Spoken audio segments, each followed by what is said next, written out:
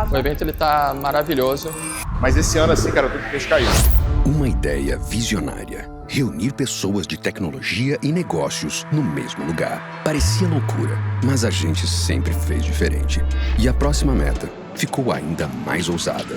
Nos dias 16 e 17 de outubro, está chegando o CRM Summit 2025, o maior evento de CRM, marketing e vendas da América Latina.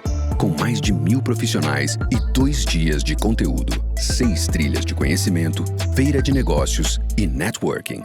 60 palestrantes no único evento que une tecnologia, metodologias e os maiores nomes de vendas do Brasil e do mundo.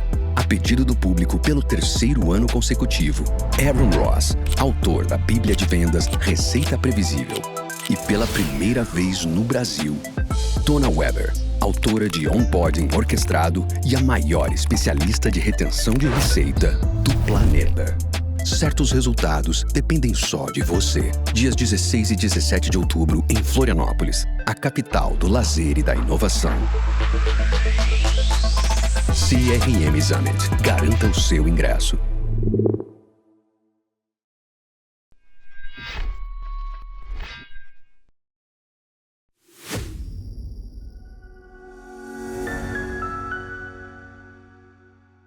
Fala pessoal, eu sou o Gustavo Pagotto, fundador da Pipe Lovers, embaixador do Zorro CRM, e esse é o Vamos de Vendas Podcast. Um podcast dedicado para você que quer elevar o nível da sua operação de vendas, onde a gente vai se aprofundar em conteúdos muito relevantes para ajudar você a escalar as suas vendas para um novo patamar. Toda segunda-feira tem um novo episódio aí nas suas principais plataformas de podcast. Então não deixa de favoritar ou acionar o sininho para sempre que a gente colocar um novo conteúdo no ar, você seja o primeiro a saber e venha acompanhar o conteúdo aqui com a gente. No episódio de hoje a gente vai falar de um tema muito relevante para quem está no mundo de marketing e vendas, que é sobre inovação e growth como pilares de aceleração em vendas. E temos aqui uma convidada praticamente internacional, por mais que ela seja oriunda. Hoje estamos gravando aqui diretamente do escritório da Zorro, em Florianópolis, Emília Chagas. Ela que foi uma das pioneiras aí como referência no mundo de startups aqui no Brasil, foi fundadora da Content Tools, depois fez uma fusão da sua empresa junto com a Growth Hackers, se mudou para os Estados Unidos, passou muitos anos lá no Vale do Silício, tem muita coisa que a gente vai falar sobre isso hoje. É uma grande especialista em growth e liderança, além de ser mentora junto comigo lá nos programas do G4 Educação. Então, muito feliz da gente poder finalmente ter chegado no dia de gravar aqui seu episódio, Emília. Que bom, né, Gustavo? Uma delícia estar aqui com vocês para falar desse tema que é uma paixão para mim, né? É um tema que a gente vê na prática revolucionando mesmo, impactando os resultados das empresas, até a forma como os times interagem. Então, vai ser uma conversa muito legal. E eu acho que é bacana, a gente estava conversando aqui antes de começar efetivamente o episódio, né? Para mim, eu estava muito no começo da minha carreira. Eu lembro que tinha uma pessoa do meu time que era um super talento, foi trabalhar com você na Content Tools, e eu comecei a acompanhar a Emília e falei, pô, essa mulher é muito referência, ela tá alguns anos na frente do que eu tô vendo acontecer no mercado. E assim, começando do começo, eu gosto sempre de trazer uma curiosidade, né, dos nossos convidados. Sim. Na sua carreira, você sempre esteve próxima do ambiente de inovação, de startups, né? Você falou antes até da criação da Content Tools, vocês já tinham feito um piloto com outro negócio. E depois teve a fusão da Content Tools com a Growth Hackers, que tinha sido fundada pelo Sean Ellis, que é aí um dos papas de growth no mundo de, no mundo de marketing e vendas. Sim. Eu queria que você falasse um pouquinho como que foi esse processo de se juntar com ele, uma empresa brasileira indo lá, se juntar com uma empresa americana. Conta um pouco mais desse processo, como que isso transformou a sua jornada nesses últimos 10 anos praticamente. Muito bom, é legal você começar desse tema, porque foi de fato um ponto de inflexão, e ele começou a partir de uma situação que eu sei que quem trabalha com vendas vai se identificar, porque começou de um não. Vendedor ouve muito não, né, gente? O não a gente já tem, depois a gente vai atrás da humilhação. É isso aí. Então, foi muito interessante, porque nós fomos fundar a Content Tools, né? Quando eu falo nós, eu e meus cofundadores, né? Uhum. Nós fomos fundar a Content Tools a partir do Vale do Silício, tínhamos dados reunidos nesse piloto que você mencionou, né? Uhum. Rodamos aqui um MVP ao longo de um ano no Brasil, identificamos inclusive que o nosso principal mercado não estava no Brasil, mas estava nos Estados Unidos e distribuído pelo mundo, né? Então, onde é o lugar, né? Isso, vamos pensar nos idos lá de 2015, onde é o lugar no mundo em que a gente tem maior oportunidades, né, mais oportunidades para fundar um negócio global, né, com distribuição global, era o Vale do Silício, né? Uhum. Hoje em dia a gente pode dizer que é qualquer lugar, né? Que bom, né? Desde que você tenha uma mentalidade global, né? Com certeza, a mentalidade global e sim, tem, né, conhecimentos necessários que você precisa acessar para conseguir fazer isso, mas na época era realmente a Meca, né? Era o lugar em Sim. que se lançavam produtos novos, né, no mundo, era a partir do Vale. Nós fomos até lá, então, para participar de uma aceleração de negócios na 500 Startups, Uhum. que é até hoje, né, uma das maiores aceleradoras do mundo, e fomos aceitos nesse batch da 500, e um dos mentores na época era Sean Ellis, né? Um dos mentores lá da 500. Tivemos a oportunidade de conhecê-lo. E foi assim, realmente, quando a gente conhece alguém que a gente entende assim, bateu, né? É alguém assim que é mais do que um parceiro de negócios, é alguém que parece ter uma sintonia muito grande com não só o que a gente faz, mas a forma de fazer, os objetivos, tinha muita sintonia. E nós conhecemos o Sean e pensamos assim, eu e meu co-founder na época, olha, vamos convidar o Sean para ser nosso mentor, porque o conhecimento dele, né, e o que a gente também agrega parece fazer muito sentido. Convidamos o Sean e a resposta, eu já adiantei, né, ele disse não. A gente, peraí, o que a gente faz quando a gente recebe um não? Vamos entender esse não, né? Por que não? Não, porque o Sean estava, na época, na Growth Hackers, com todo um backlog de um produto novo, né? Porque existia a comunidade, né? Existiam vários outros produtos, mas ele estava para lançar um software B2B, né? Com um backlog muito parecido com o nosso, na Content Tools. Então, ele optou por, olha, vamos nos observar, porque é muito parecido o que eu estou fazendo, né? Ele estava fazendo um sistema de gestão para times de growth, para experimentos, e nós tínhamos um sistema de gestão para times de marketing, times de conteúdo. Realmente, a arquitetura era muito parecido. Se fosse um pouquinho para o lado, um pouquinho para o outro, ia estar Exatamente. pisando um no pé do outro. Exatamente. Então, vamos nos observar, né? E foi isso que nós fizemos. 3 anos depois, né, dessas observações, essas trocas que a gente foi construindo, o Sean estava no ponto de vender, né, a Growth Hackers e esse software, né, esses ativos, e estavam no páreo aí empresas que, não sei se vocês conhecem, HubSpot, Intercom. Então estavam ali, né, no páreo dessa compra da Growth Hackers, né, e nós entramos no páreo, né, e acabamos, né, tendo esse acordo muito legal com o Sean dele entrar, aí sim, também como mentor, né, como Chief Evangelist do negócio, e nós abraçamos os produtos da Growth Hackers, né, embaixo do mesmo guarda-chuva, junto com a Content Tools, né, incorporamos a marca, e foi aí não, o resto é história. Não, e é muito legal isso, né, porque acho que é muito diferente do que... Hoje no mercado brasileiro até acho que está um pouco mais desenvolvido, mas que ano que foi essa junção com a Growth Hackers? Foi 2018. 2018, né? Então, assim, nós estamos em 2025, faz 7 anos. Hoje o mercado brasileiro está um pouco mais aberto a esse tipo de negociação, de fusão, uma startup com a outra, mas até então era assim, você se mata criando a sua startup, quem sabe um dia alguém compre, quem sabe talvez uma pequena parcela vai receber um investimento de venture capital, né? E lá nos Estados Unidos, esse fluxo, né, essa troca, o investimento, o desinvestimento, as saídas são muito mais naturais, né? E vivendo ali em São Francisco, né, você tá ali, os eventos, as trocas, o nível de conexão, a multiplicação é muito mais rápida, com muito mais velocidade. Sim, é uma cidade pequena, né? A Bay Area é uma região pequena. Geograficamente, o vale inteiro, né, de Mountain View a São Francisco, tem o tamanho da ilha de Florianópolis. Sim. Né? Então, é geograficamente um lugar, né, enxuto, e de fato as pessoas se conhecem, né? Uma coisa que eu aprendi lá é que você consegue entrar em contato com qualquer pessoa, né, do vale, né? Basta uma introdução. Só que para que essa introdução aconteça, tem que ser um ganha-ganha. Claro. Né? Não é só, né, eu quero conhecer essa pessoa, eu quero apresentar apresentar o meu negócio para essa pessoa, né? Tem que ter algo que essa pessoa ganhe também, né? Nesse contato, né? Nesse match. Afinal, o tempo é o valor mais importante de todo mundo, né? Exato, é bem isso. Muito bom. Bom, o nosso tema aqui hoje é growth, né? E não é um termo que é exatamente novidade para todo mundo, mas é a primeira vez que a gente está dentro desse episódio que fala exatamente de vendas, que a gente está trazendo alguém super especialista em growth para falar sobre isso. E muita gente ainda confunde com geração de demanda, simplesmente com marketing. Então, eu queria que você traduzisse um pouco o conceito de growth, principalmente para a nossa audiência, que é majoritariamente aqui de líderes de vendas, empreendedores também. O que é growth na prática e como que isso se conecta com vendas? Excelente. Growth na prática é a forma como a gente impacta o crescimento da empresa em todas as esferas, né, em que a gente tem contato com o cliente. Então, sim, growth está lá no marketing, né? Acho que virou sinônimo, principalmente em alguns mercados, como no Brasil, porque o pessoal de marketing se apropriou desses conceitos e usa muito bem, né? Então, eu entender os meus dados, eu fazer experimentos, eu colocar o método científico, né, de hipótese, observação, né, um dado ali que eu quero melhorar, né, uma taxa de conversão, por exemplo, de uma landing page.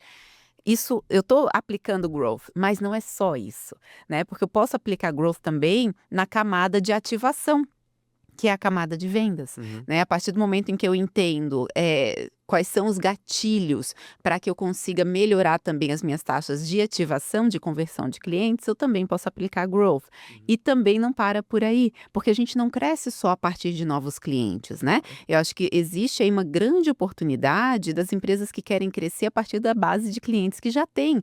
Então, growth aí na fase de retenção, né? Ou mesmo de recomendação e de receita, né? Então, se eu melhoro as minhas margens, eu também cresço, né? Então, tudo que toca o crescimento da empresa pode ser observado a partir de uma ótica de quais são os dados que nós temos, como a gente pensa em melhorar isso e vamos testar. E vamos testar em pequena escala.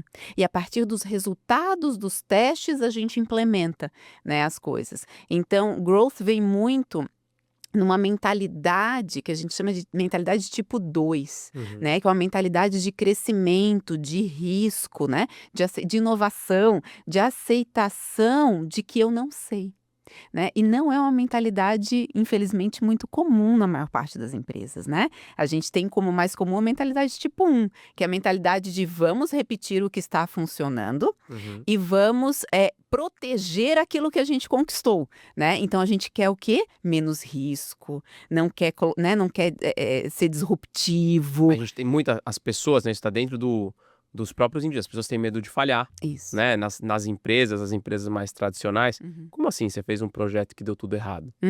Se você não testar, né? Se você fizer sempre a mesma coisa, provavelmente vai dar certo. Sim, provavelmente, mas nem sempre, né? A gente não sabe, a gente fica querendo resolver os problemas de amanhã com os dados de ontem, né? E é isso que acaba quebrando e não funcionando. Então a gente vive de grandes apostas e grandes flops, que a gente faz o quê? Coloca para baixo do tapete rapidinho, né? Então não tem aprendizado, não tem crescimento, né? Então quando a gente implementa a mentalidade de growth e o processo, mais que uma mentalidade, é um processo mesmo, né? De partir de um dado que a gente entenda que, opa, essa métrica aqui é o que faz a gente crescer, né? Então as empresas no Vale rapidamente fizeram isso, né? Se a gente pensar numa Uber, né? A gente estava falando lá dos idos de 2015, a Uber estava surgindo nessa época, né? Eles rapidamente entenderam que o que fazia eles crescer era o volume de corridas. Então, se eu aumentar o volume de corridas que eu disponibilizo, eu cresço. Então, o que mais a gente pode fazer para disponibilizar o número de corridas e aumentar esse número de corridas, né? Então, tudo que a empresa fazia, e a empresa inteira. Aí não é só o time de vendas, né? Porque a gente gosta de responsabilizar marketing e vendas pelo crescimento, né? A gente cresce porque marketing está funcionando, vendas está funcionando.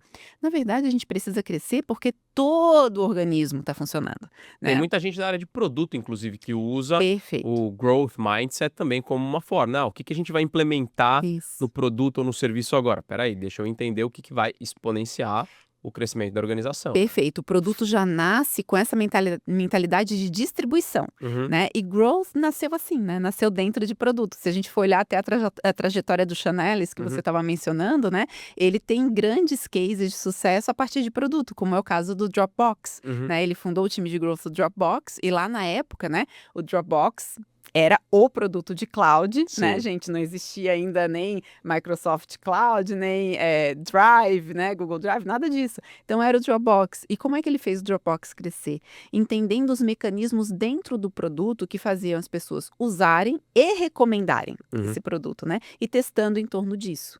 Então, acho que você matou a charada. É dentro de produto, também em marketing, também em vendas, também em operações, financeiro e assim por diante. E para isso tem um elemento muito relevante, né? Assim, na Pipe Lovers, a gente desenvolveu uma metodologia para entender quais eram as principais competências e características dos profissionais de vendas. E um dos elementos das 10 competências que a gente tem mapeado, que eu acho que é o mais difícil de encontrar num profissional de vendas, é o pensamento crítico.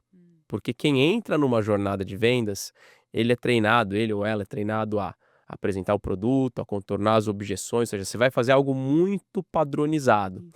E por muitos anos, né, hoje a gente está aqui falando de Zorro, principalmente de CRM, né, as pessoas hoje têm dados para olhar isso para trás e tirar suas próprias métricas, mas na média, o profissional de vendas tem muita dificuldade de ser analítico e ter um pensamento de growth, né?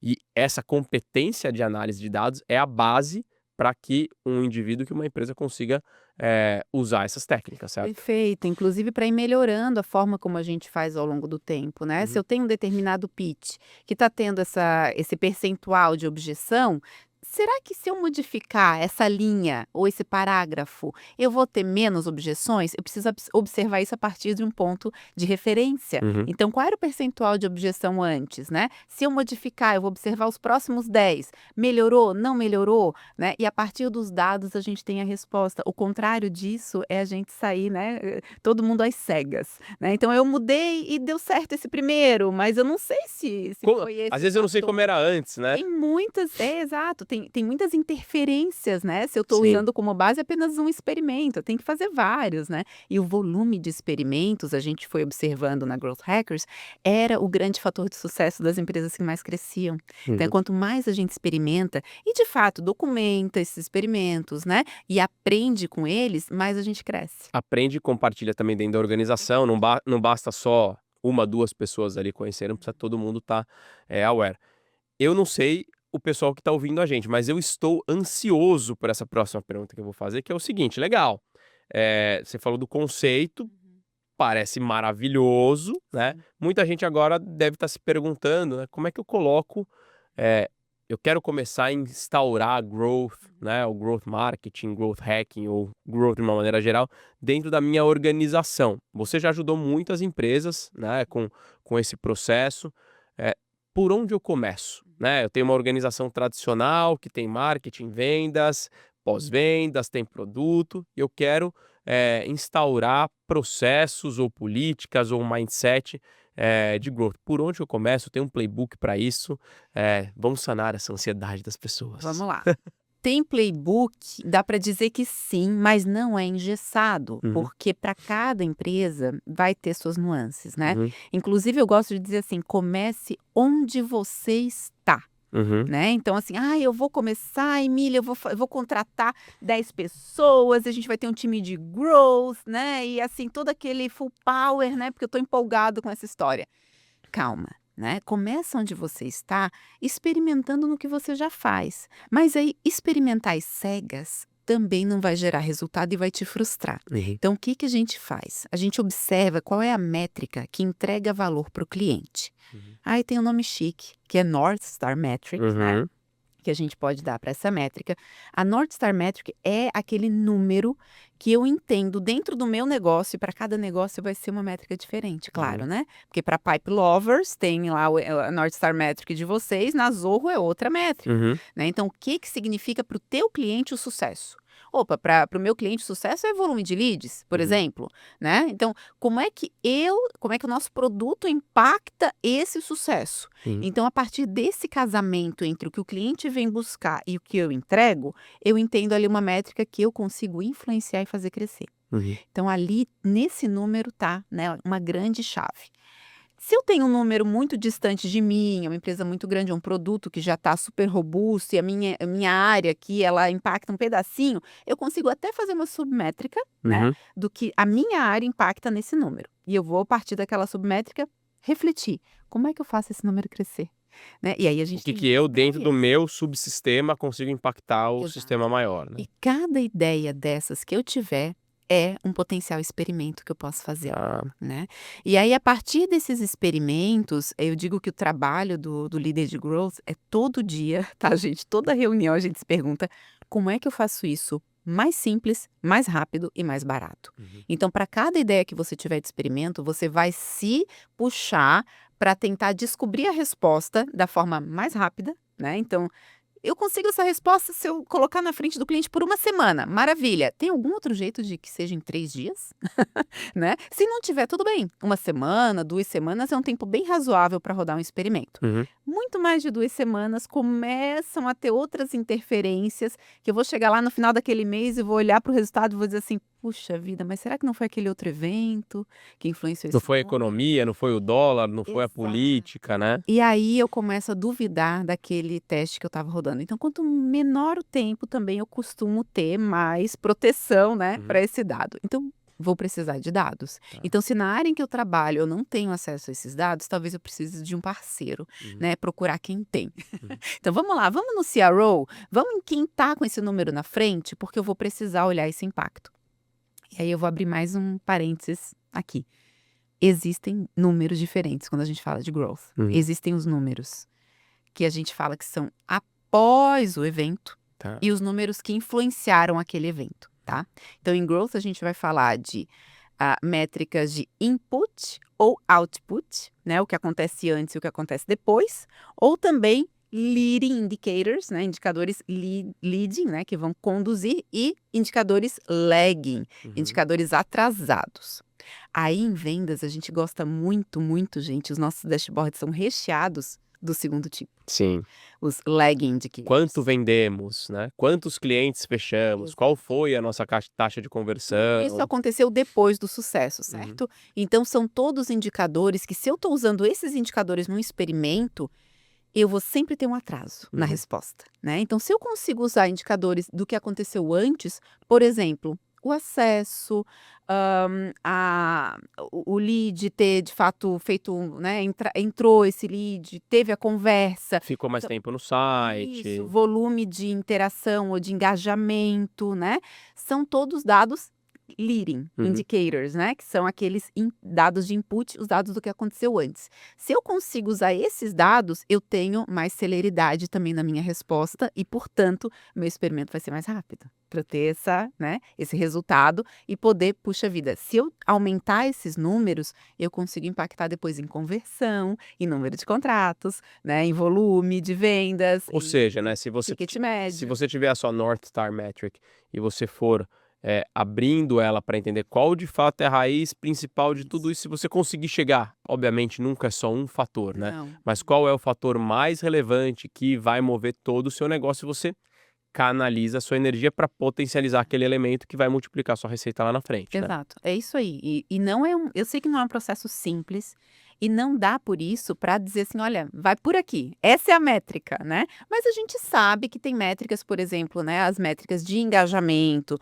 as métricas de uso, né, principalmente as de uso, né? Se a gente está falando de um produto ou de um serviço, o uso real ali vai estar, né, vai estar um diamante ali escondido, com certeza, se você olhar para Sim. esse lado, né, do que o cliente de fato está fazendo, né? Então a gente está buscando muito as ações do cliente, não o que ele fala, o que ele faz. Porque normalmente os clientes mentem pra gente quando a gente pergunta pra eles, porque eles querem agradar, principalmente o brasileiro, né? Ele quer te agradar, ele não quer te falar realmente a verdade. Isso é muito interessante, né? Quando você pergunta pro cliente qual é a opinião dele, a gente na Pipe Lovers lá produz conteúdo sobre vendas. E aí você vai lá e pergunta, qual é o tipo de conteúdo que você mais gostou? e fala, eu gosto mais sobre técnicas, negociação e etc. Aí você vai olhar na plataforma, ver o conteúdo que ele consumiu conteúdo sobre autodesenvolvimento, sobre relacionamento interpessoal. As coisas não batem, Então, né? quando você vai fazer o seu plano de conteúdo, o que que você vai produzir com maior volume, né? Exatamente, quando É eu o tô que olhando tá os dados. usando, Exatamente. né? Se você não olha os dados e olha só o que as pessoas estão falando, você vai por um caminho que não Sim. vai dar o resultado que você espera. Muito bom. Agora, Emília, uma dúvida nisso que você me falou, né? Assim, eu já estava familiarizado com esse contexto do North Star Metric e com as hipóteses, com os testes. Agora, para uma empresa que está começando, né? Assim, muitas empresas que estão ouvindo a gente aqui, né? Que já são clientes da Zorro ou que tem uma empresa mais estruturada, né? Da economia real, da economia tradicional. A gente tem muitos alunos lá no G4 que tem essa característica, né? Muita gente fala, essa coisa de growth só serve para startup, empresa de tecnologia, empresa que está lá no Vale do Silício e tal. E na verdade não, isso se aplica para qualquer tipo de negócio. Queria que você falasse um pouco disso, assim, dá para implementar de fato growth em empresas que são mais tradicionais e emendando um pouco do que você já falou na resposta anterior, eu tenho que contratar pessoas com essa função de growth ou eu tenho que implementar essa metodologia dentro dos departamentos, ou as duas coisas, ou por qual das duas eu começo? Eu começaria com quem você já tem. Uhum, E se é você que está se puxando e tem essa vontade, por que não você? uhum. Eu vou dar 2 exemplos aqui, na verdade alguns, vai. Vamos começar com Quanto mais exemplos, que é- melhor. que é de uma empresa de tecnologia, mas uma empresa centenária, Uhum. que se sentiu muito provocada, né? Uma pessoa dentro dessa empresa se sentiu muito provocada pelo que estava acontecendo no Vale do Silício, né? Uhum. Então, estou falando da IBM, e uma executiva lá na IBM, a Nancy, era Product Manager na época, Uhum.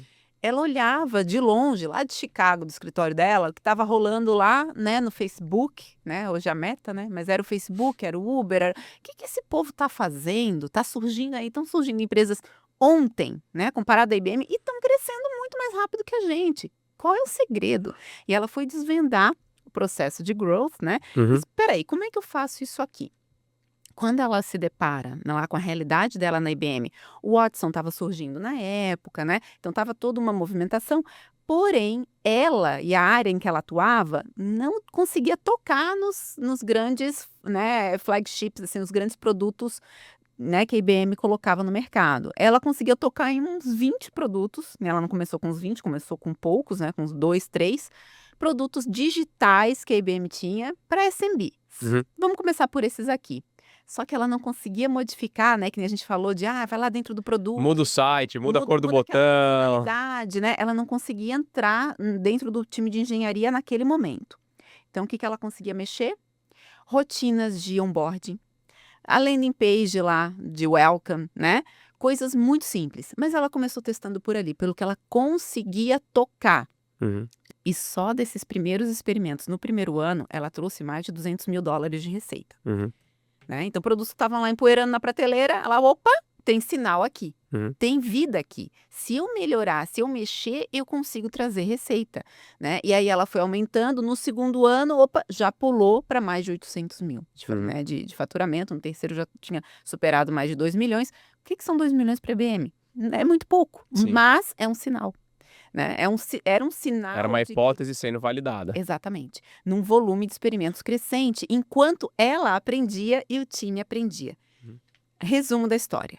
Não só ela conseguiu montar um time pouco a pouco, né? Esse time começou a ser tão requisitado, né? Quando eu encontrei, ela já estava com 50 pessoas que eram pessoas consultivas de growth para dentro dos grandes produtos da empresa. Uhum. E 2 anos depois, hoje cada produto IBM tem uma célula de growth instalada.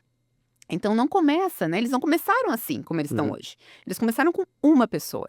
Né? Hoje a Nancy nem está mais na IBM, ela foi para uma outra startup, muito legal também, está lá de Head de Growth. Antes disso, ela assumiu como Chief Digital Officer da IBM. Então, olha a escalada dela também como profissional, sabe? Simplesmente por tomar essa iniciativa. E eu vi essa escalada acontecer com muitos executivos, né, que assumiram essa frente de growth dentro de empresas muito grandes. A gente trabalhou também com empresas, né? A IBM é um exemplo de tecnologia. Daí o pessoal que está ouvindo... Mas acho que empresa tem um exemplo legal de uma empresa centenária, super estruturada, com processo. Assim, eu consigo imaginar, né, a Nancy no começo ali, pô, eu queria o dado de tal coisa. Ah, não, você não pode acessar. Ah, vamos mudar o prazo de entrega, não dá para mexer. Ah, precisa mudar o modelo do faturamento, não dá. Ah, vamos fazer uma ação de marketing. Ah, veja bem, isso foi definido ano passado. Isso é a realidade da grande maioria Perfeito. das empresas médias e grandes em qualquer lugar, né? E ela não parou por aí. Então, assim, o que que eu consigo tocar? Né? O que que tá realmente que eu consigo mexer? E ela foi nisso, né? E conseguiu ir revolucionando aos poucos. Depois veio o Andy, que assumiu todo o growth do Watson, né? A realidade dele era outra. Ele criou um dashboard interno que toda pessoa colaboradora da IBM acessava a intranet lá deles e tinha acesso ao volume de experimentos que estavam sendo rodados, os resultados, tal. Então, outra realidade, né? Mas foi depois, né? Ela permitiu que isso acontecesse. Né? Uma pessoa começou um Abriu movimento ali. de growth. Abriu ali. Tem outros exemplos, tem um muito legal que foi do time da Dufry, que a gente também trabalhou. A Dufry é aquela grande, né, varejista, né? Então pensa assim, uma empresa de varejo, o produto deles é físico, a pessoa tem que entrar na loja para comprar, como é que faz growth, né? E eles conseguiram... Esse é um ótimo exemplo que está Não é? totalmente fora do mundo tech, né? Totalmente. E eles tinham, inclusive, assim, uma alta liderança ainda um pouco reticente. Será que isso vai dar certo, né? Será que não, né? Como é que vai ser? Mas os líderes de cada área da empresa se uniram. Assim, a gente acredita, né? Vamos chamar o pessoal de dados e vamos fazer um núcleo entre nós aqui, cada um assume um pouquinho e vamos rodar experimentos nas nossas áreas. Então, eles criaram um backlog. Primeiro, estabeleceram a North Star Metric. Criaram um backlog de testes que eles queriam e fizeram esses testes, né? Fizeram um score usando o ICE, né? ICE Score, que é impacto, confiança e easy. O easy é a facilidade, né? Quanto maior o impacto, maior a confiança e maior a facilidade, maiores as chances desse teste, né, ser priorizado no nosso backlog. Eles criaram essa priorização e foram atrás dos testes de maior impacto, mas também que fossem fáceis, ou seja, dá para implementar. Para ser né? rápido de ter Pra a ser velocidade. rápido, exatamente. Então, priorizaram os testes e começaram a rodar. Né? Rodaram alguns testes e os resultados que eles foram tendo, aí eles convenceram, né, a alta liderança. E recentemente, né, uma dessas diretoras que estava lá nesse núcleo, estava feliz da vida compartilhando comigo que, olha, agora temos uma área de growth, agora sim nós podemos contratar pessoas para fazer só isso, né? Então eles estão o tempo todo experimentando e eu estou observando muito, né? Passo pelos aeroportos, estou sempre olhando as lojas deles, né? E vejo que realmente parece que cada vez que eu entro agora numa loja tem uma coisa nova, tem uma novidade sendo testada. E essas empresas tradicionais têm esse negócio, né? Você passa assim, vai passar numa loja lá da Dufry, no free shop da vida, né? Que todo mundo conhece. Pô, é sempre igual, é sempre a mesma coisa. E aí quando esse growth, mas, peraí. Esse negocinho aqui é diferente. Por exemplo, eu vim pra cá, pra Florianópolis, eu vim de azul, né? E, poxa, pousei no aeroporto, recebi um WhatsApp, você tem aqui direito a umas ofertas, era uma ação deles com CRM. Eu falei, isso aqui isso aqui é um negócio genial. Backlog. Esse era um dos experimentos que estava no backlog, né? Você receber a notificação ao pisar mesmo, né? Ou seja, aí tinha o cashback. Eu falei, cara, isso aqui é genial. Imagina a linha de receita que tá gerando após uma experiência do cliente. E é um negócio que, assim, se você deixar numa empresa tradicional, peraí, isso aqui é meta de quem? Ah, não é meta de ninguém. Não tá na minha meta, não tá na sua, não tem ninguém que é responsável, comigo não morreu, não vai acontecer. Não, e não tem nem a provocação para que esse pensamento Não. aconteça. Porque normalmente as pessoas não querem arrumar mais problema, né? Elas querem voltar para casa e ser feliz. E agora quando você está pensando numa mentalidade de growth, tem toda essa transformação. Então, acho que do que a gente já caminhou até aqui dentro desse episódio, acho que é muito legal algumas coisas que você falou que para começar uma transformação com inovação e com growth, para acelerar o crescimento da empresa, pode vir de qualquer lugar. Pode vir de um indivíduo, pode vir da diretoria, ou seja, pode vir de cima para baixo, pode ser de baixo para cima, né? Mas essencialmente vai começar pequeno. Vai começar com pequenos testes, alguns vão dar certo, outros vão dar errado. Os que derem certo vão retroalimentando essa máquina para se multiplicar, né? Maravilha, você resumiu muito bem. Legal. Bom, ao longo da sua carreira, né, você já falou aí de algumas empresas, né? Você está muito conectado com essas pessoas que estão construindo os projetos de growth e você também mentora, assessora as empresas a construir essas áreas, né? Eu queria que você compartilhasse com a gente casos onde você viveu em conjunto a transformação, a criação dessas áreas de growth, principalmente que impactaram ali as áreas de marketing e vendas, para contar um pouco para a gente desses meandros de como que você viveu, quais foram as dores reais e quais foram esses gatilhos que foram sendo destravados para a empresa ganhar mais coragem de investir mais nessas frentes. Me vem à mente alguns exemplos que envolvem, inclusive, a mudança de modelo de receita, sabe? Uhum. Tem um caso de uma empresa bem grande, que é a Globo da Noruega, Hum. TP2, né? E uma empresa de mídia, como a gente pode imaginar, né? Todas as empresas de mídia do mundo estão se transformando. Uhum. Não dá mais para que elas se mantenham, né, no mercado como era 20, 30 anos atrás, porque, né, nós estamos consumindo de uma maneira muito diferente do que antes, né? Exatamente. Antes elas tinham monopólio e tudo, né, oligopólio, mas não mais. Então a TV2 estava se transformando, né, e experimentando modelos de receita no digital. E eles logo perceberam que eles precisavam implementar growth para fazer isso. Então o time que assumiu essa área, né, então teve assim profissionais que foram de fato destacados, né? Era o pessoal que ficava nos bastidores olhando os ratings, né? Então era o pessoal que já tinha muito essa mentalidade movida a dados, né? Uhum. Então eles eram orientados a dados e rapidamente assumiram essa frente dentro, né, do digital para fazer os testes, né? E eram testes, enfim, desde modelos de, peraí, vamos ter assinatura? Né? Como é que vai ser? Se tiver assinaturas, o que que entra dentro das assinaturas? Dentro das assinaturas vai ter anúncios ou não vai ter anúncios? Né? Então, muitas perguntas. Uhum. Então, eles se cercaram das grandes perguntas do negócio para começar a experimentar. Uhum. Então, foi um processo muito interessante. Envolveu marketing, envolveu vendas, envolveu produto, né? E eles criaram, de fato, assim, uma célula separada, né? Como as células de inovação do modelo que já estava ali standard né? e funcionando para fazer um flip de chave no momento que tivesse validado. E foi bem interessante. O outro exemplo também lá na Europa, mas na Suécia, o pessoal da Volvo Cars. Um brasileiro, inclusive, né, que vivia lá há muitos anos, ele se inquietou com o modelo, né, e com os problemas que eles tinham, principalmente em recompra, né? Porque você compra um Volvo, né? Nos Estados Unidos é diferente, no Brasil também a gente tem um apego com carro que a gente gosta de ficar trocando, né? Mas na Europa não, né? Inclusive é o oposto, né? Um carro bom, você fica com ele, a família fica a vida inteira, né? Uhum. Então eles tinham uma taxa muito baixa de recompra. Então como é que a gente vai resolver isso, né? Como é que melhora a recompra, né, dos carros?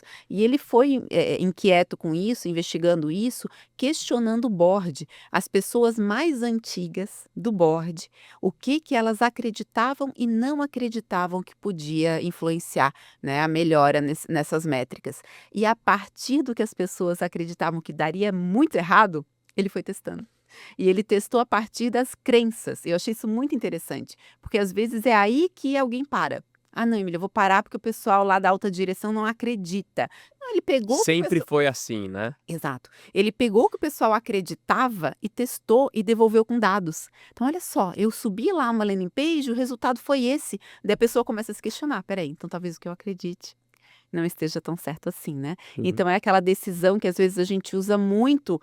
Ainda mais quem tem bastante experiência, a gente vai acumulando experiência, a gente vai acreditando muito no gut feeling, né? Sim. Nesse sentimento interno, que é importante, mas precisa compor a decisão. A gente tem que ativar o cérebro racional primeiro através dos dados, né? Uhum. Então, ele foi fazendo isso e ganhando buy-in, né, do board.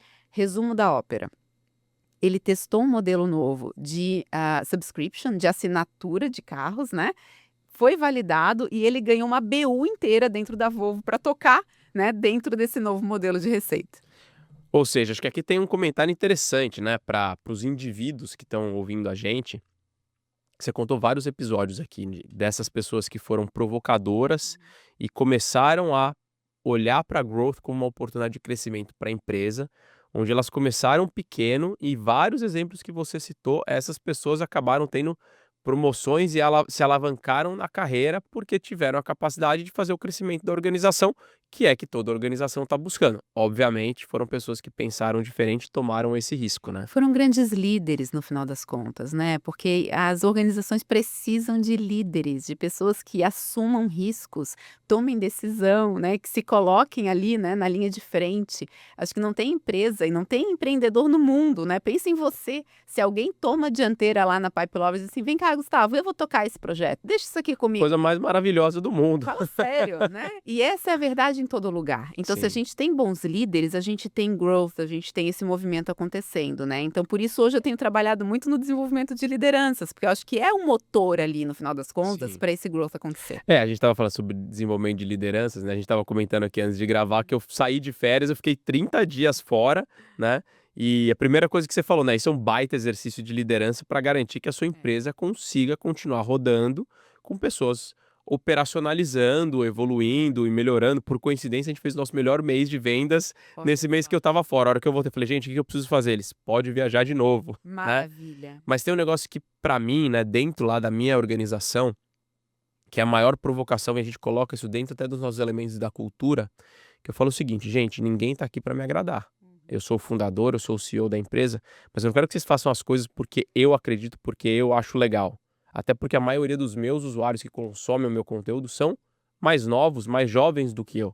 Eles têm formas de consumir, eles têm hábitos diferentes. Então eu quero que vocês provoquem, que vocês testem e que vocês tragam informações da Pagoto, aquilo que você falou não funciona, tá errado, tem um jeito melhor de fazer. Eu falei, cara, maravilhoso, porque é óbvio que eu vou fazer as coisas que eu acredito que são as melhores, que já funcionaram para mim no passado, mas se alguém vier me mostrar que tem uma forma diferente de fazer que vai dar mais resultado, maravilhoso, porque o meu maior objetivo como um empreendedor é fazer o meu negócio crescer. Você tem no processo de growth uma forma de sistematizar que essas ideias venham mesmo, né, do time de vendas e de qualquer time. Que você levante as ideias dele de forma intencional.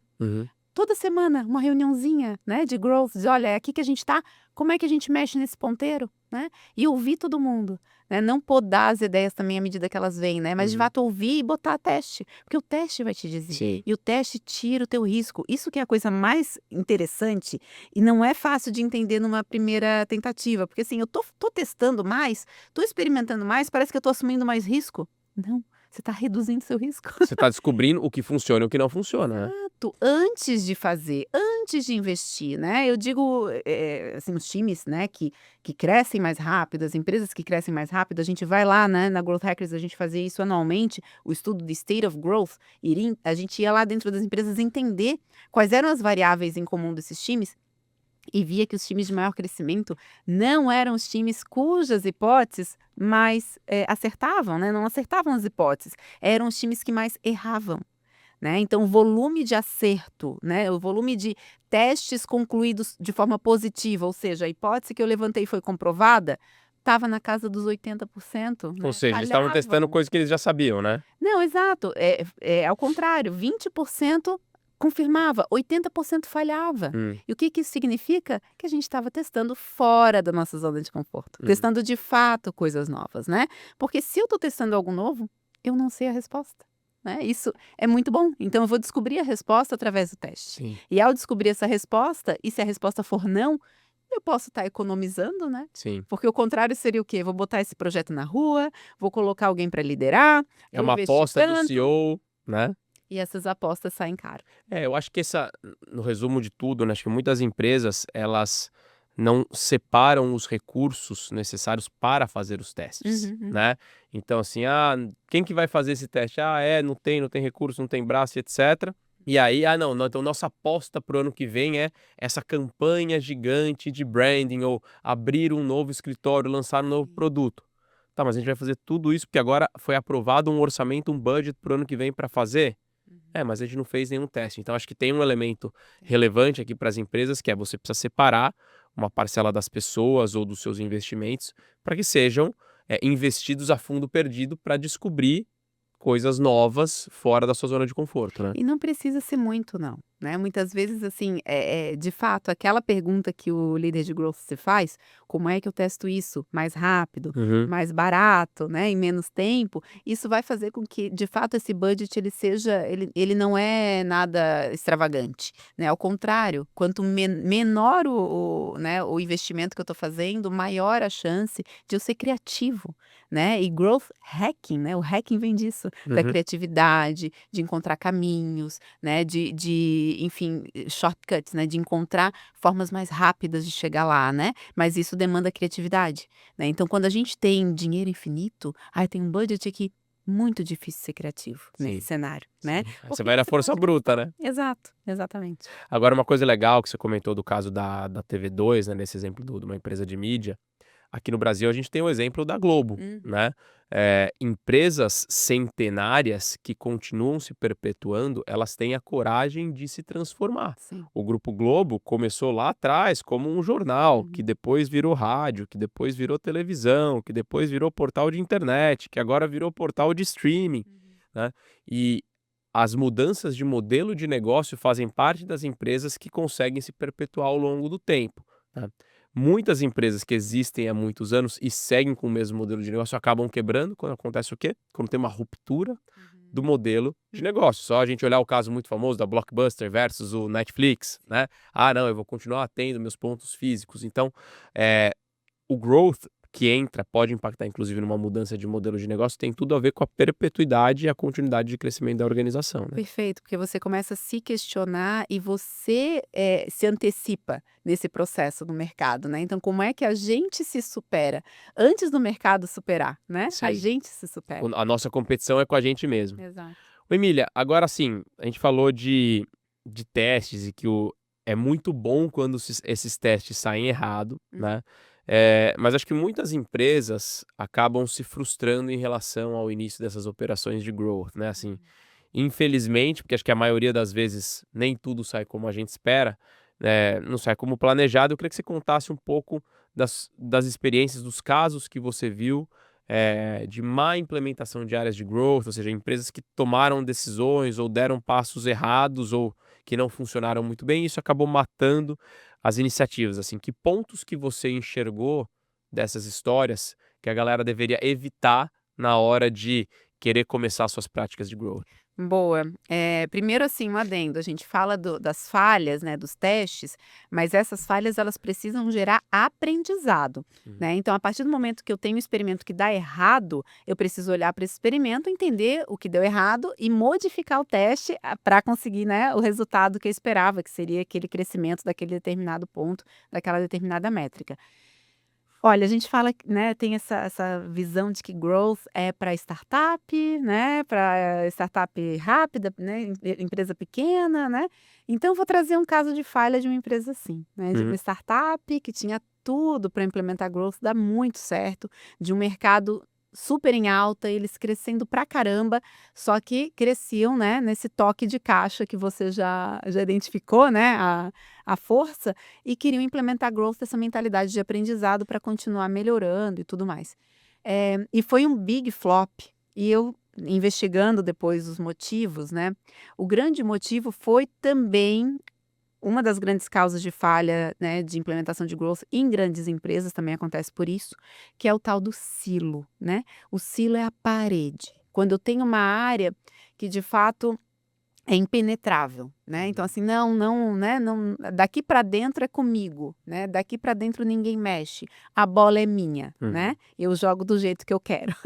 Então, o que a Nancy encontrou inicialmente lá na IBM, que era assim: "Opa, nesses produtos eu não consigo entrar", mas à medida que o teste foi funcionando e ela foi comprovando, ela teve penetrabilidade e muita, Uhum. né, dentro da empresa e dentro, né, porque a mentalidade era essa mentalidade de crescimento, né.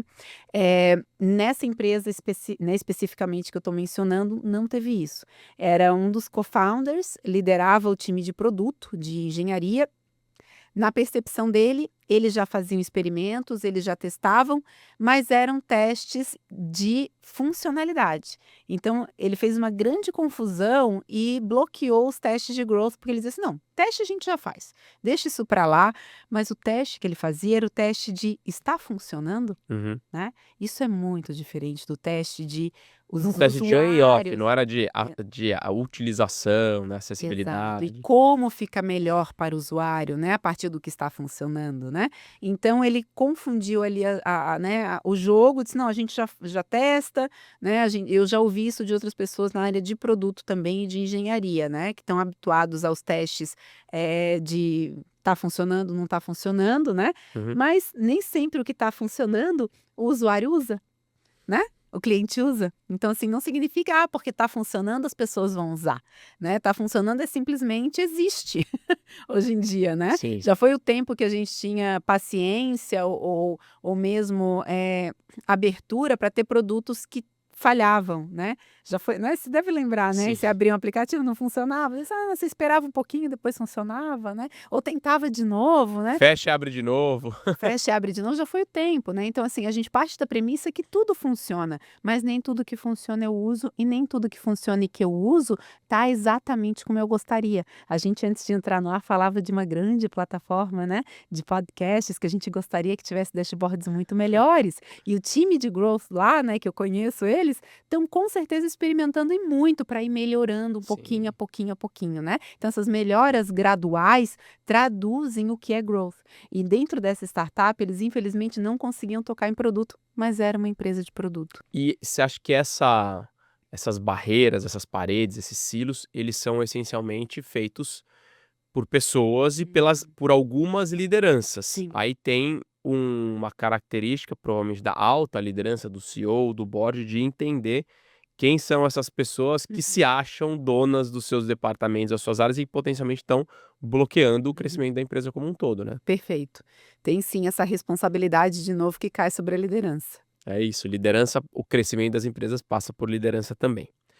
Bom, recadinho rápido aqui, pessoal, para nossa audiência. Caso vocês não tenham percebido ainda, o Vamos de Vendas é um podcast feito pelo Zorro CRM, plataforma que foi eleita pela Forbes como o melhor CRM do mundo pelo 3º ano consecutivo em 2025.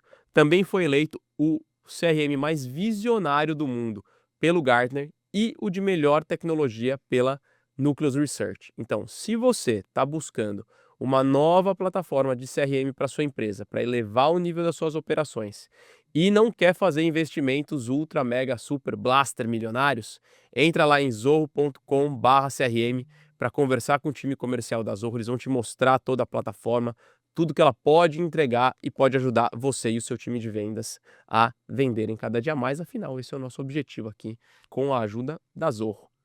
Bom, Emília, vamos para a nossa última pergunta aqui. Estamos chegando na reta final. E a gente sempre gosta de terminar falando um pouco de tendências, de inovação, né? No mundo com tanta inovação, com tantas novas práticas de crescimento, né? Você que morou muito tempo lá no Vale, está conectada com muita gente. Eu queria que você falasse o que está vindo, né? Qual que é a nova onda? Obviamente tem muita coisa de IA relacionado, mas o que as pessoas podem esperar das práticas de growth nos próximos anos que vão ajudar as empresas a continuar com os seus ritmos aí de crescimento acelerado? Não, com certeza não dá para não falar de IA. Eu acho que de todos os episódios que eu gravei aqui, toda vez que eu chegava nessa última pergunta, era por alguma dimensão a inteligência artificial impactando todo mundo, né? Sim, porque a IA, ela já está elevando, né, a operação de growth. Então, tem ferramentas, né, que já tem o IA embarcado, então ferramentas de teste em que você consegue criar variáveis de uma maneira muito rápida, né? Então, você tem uma ideia de uma possibilidade de teste, a ferramenta já te apresenta outras 10, né, variáveis semelhantes que você pode testar concomitantemente, né, e ter ali um teste A, B, C, D, E, né, rodando em paralelo. Claro que para isso você precisa ter uma base, ter dados, né, que justifiquem, né, e também a gente tem outras ferramentas surgindo voltadas só para IA mesmo. Agora, outras tendências também que eu gosto de citar, né, é dados dentro de sales, dentro de vendas, né? Uhum. Então, a gente fala aqui no podcast, eu já ouvi vocês falando sobre account-based marketing, né? Então, esse account-based marketing, a partir de feito com intenção de compra, né, ou com essa identificação de comportamento no lado do lead, isso também é uma tendência muito forte, né, da gente conseguir priorizar os pipelines Uhum. dentro, né, dessa visão de dados. E por último, eu diria que uma grande tendência também, e que já está em andamento em muitas empresas que já se anteciparam, né, e outras que ainda não se anteciparam, eu acho que a gente está num mundo em que é data first, a gente já falou de dados aqui muito, né, e você ter esse ownership, ter esse poder dos seus próprios dados, não é mais uma questão de diferencial competitivo, é uma questão de sobrevivência. Uhum. Então, como que as empresas estão fazendo isso? Criando comunidades, né? Então, você criar a sua própria comunidade, você entregar, né, o seu podcast, entregar os seus conteúdos dentro de um Substack, de uma comunidade fechada, está fazendo muito sentido para as empresas, porque você consegue, inclusive, ter esses dados de consumo, Uhum. né, dos seus potenciais clientes, né, e através desses dados, não só melhorando essas entregas de conteúdo, né, e agregando mais e mais pessoas em torno da sua marca, mas identificando padrões que podem retroalimentar todos os seus experimentos de growth, né, para dentro do seu produto, para dentro do seu marketing, assim por diante. Ou seja, o que você está querendo dizer aqui é que no mundo onde a gente precisa de dados para conseguir acelerar o crescimento de vendas nas empresas, a construção de comunidades, a distribuição de conteúdo para pessoas que não necessariamente ainda são os meus clientes, vai me ajudar a entender mais o comportamento, quais são as tendências, o que eles querem, o que eles não querem. Isso vai me retroalimentar produto, marketing, vendas, para colocar estratégias que vão me fazer ser mais assertivo na hora de ir para o mercado. Ou seja, a estratégia de go-to-market das empresas está conectada com a construção de conteúdo e Uhum. comunidades para entender o comportamento desse consumidor. Sim. Mas se não tiver dados, esquece tudo. Você pode fazer tudo isso. Se você não tiver os dados, é melhor nem começar, né? Então, você ter essas comunidades vai te proporcionar também ser dono dos seus canais, Uhum, né? Então, isso também é uma independência muito importante no mundo atual, né? E sim. que a gente tem aí as plataformas de mídia se, né, pulverizando, né? E você tem que estar em todos os lugares ao mesmo tempo, que está cada vez mais difícil de.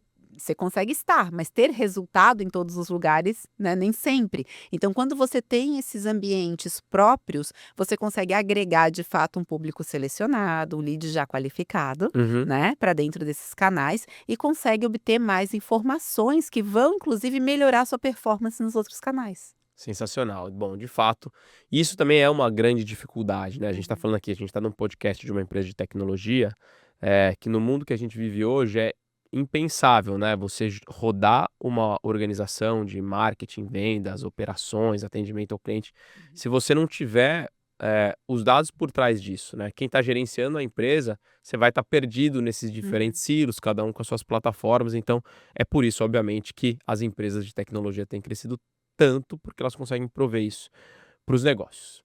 Emília, estamos chegando na reta final.